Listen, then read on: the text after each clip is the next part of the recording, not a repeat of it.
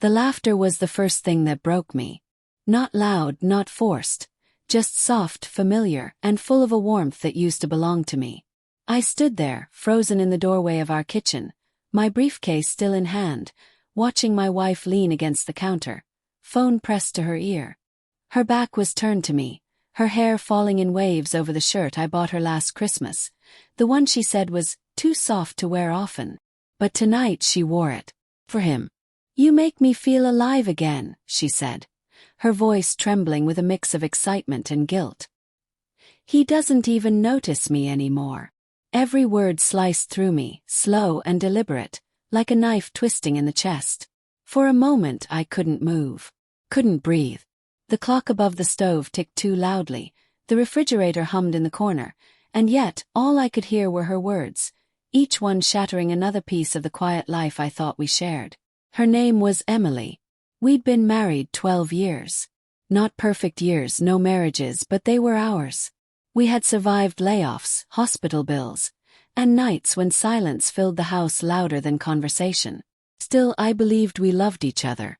I believed that every tired smile, every small gesture meant something. Until tonight. "He's just comfortable," she continued, laughing again. "I don't even think he'd notice if I disappeared for a week."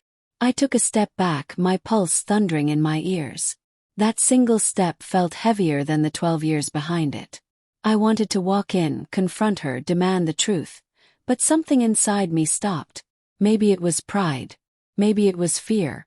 Or maybe deep down I needed to see the truth for myself, unfiltered by lies or tears. So I turned, and I walked out. The November air bit at my face as I stepped outside. I didn't take my car. I just walked, nowhere in mind, my breath forming ghosts in the cold night. The streets were quiet, just the faint hum of distant traffic and the crunch of gravel under my shoes. My wedding ring felt heavier than ever, pressing into my skin like a chain. I thought about the first time I met her, how she'd spilled her coffee on me in a bookstore and apologized 100 times, laughing so hard she could barely speak. I thought about the night I proposed under a string of dying Christmas lights, how she cried and whispered, "You're my forever." Now forever felt like a cruel joke. When I finally made it home, hours had passed. The house was dark except for the soft glow from the living room lamp. Emily was asleep on the couch, her phone lying face down on her chest. I stood there, staring at her. She looked peaceful, like nothing had happened, like she hadn't just ripped my heart out hours ago. I wanted to wake her up, shout, demand answers. But what would that fix? Lies don't heal once spoken. Instead, I went to our bedroom and sat on the edge of the bed. The sheets still smelled like her perfume, lavender and vanilla. My throat tightened. I opened the drawer of the nightstand and pulled out the photo we took on our 10th anniversary. Her head rested on my shoulder, her eyes full of warmth and trust. I wondered if that woman still existed, or if she had died somewhere between the missed dinners and the cold goodnights. The next morning, Emily greeted me with a smile as if nothing had happened. "Morning," she said, brushing her hair back. "You were out late last night." I met her gaze for the first time. "Yeah. Went for a walk." She poured me coffee the same way she always did. 2 sugars, no milk. Her hands didn't tremble. Her voice didn't falter. It was like she'd rehearsed this part, playing the devoted wife while her secrets hid in plain sight. I wanted to ask who he was. I wanted to scream, why wasn't I enough? But instead I said, "Thanks," and sipped the coffee that suddenly tasted like ashes. Days turned into weeks. The silence between us grew heavier, but she didn't seem to notice. Or maybe she did and didn't care. I watched her more closely now.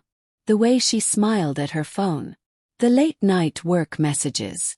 The sudden urgency to step outside for calls that lasted too long.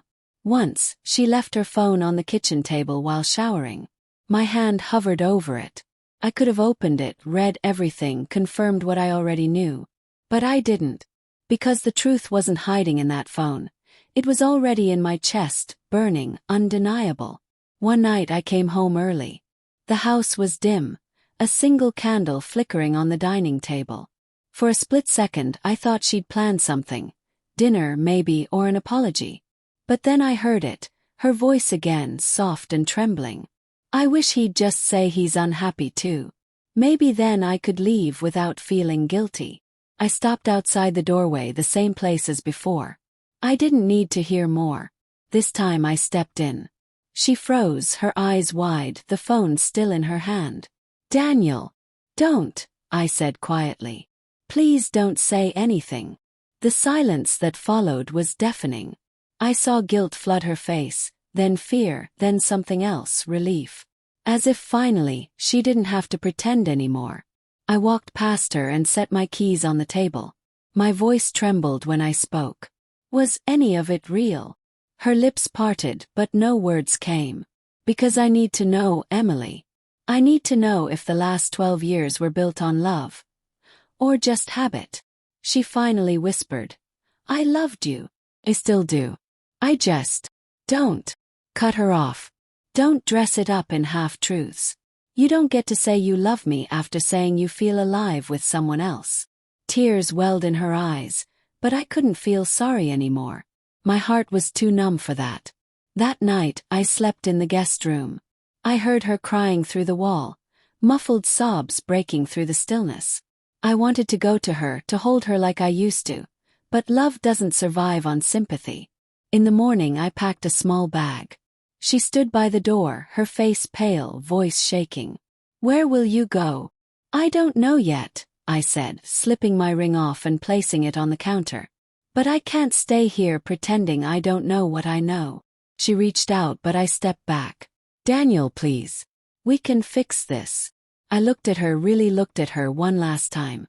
You can't fix something that broke quietly long before the crash. And with that I left. Just like the night I first overheard her. But this time I didn't stop walking. It's been 6 months now.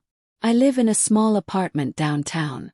The nights are quiet, the mornings slow. Sometimes I catch myself reaching for a second coffee mug. Old habits that haven't yet caught up with the truth. I haven't spoken to Emily since that night. I heard through a mutual friend that she left her job, moved closer to her sister. Maybe she found peace. Maybe she's still looking for it. As for me, I'm learning that silence isn't always emptiness. Sometimes it's freedom. Still, every so often when I hear laughter echoing down a quiet street, something inside me stirs. A ghost of what used to be.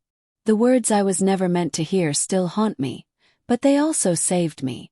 Because sometimes, the hardest thing you can do isn't confronting the lie. It's walking away without a word. And finally learning to live again,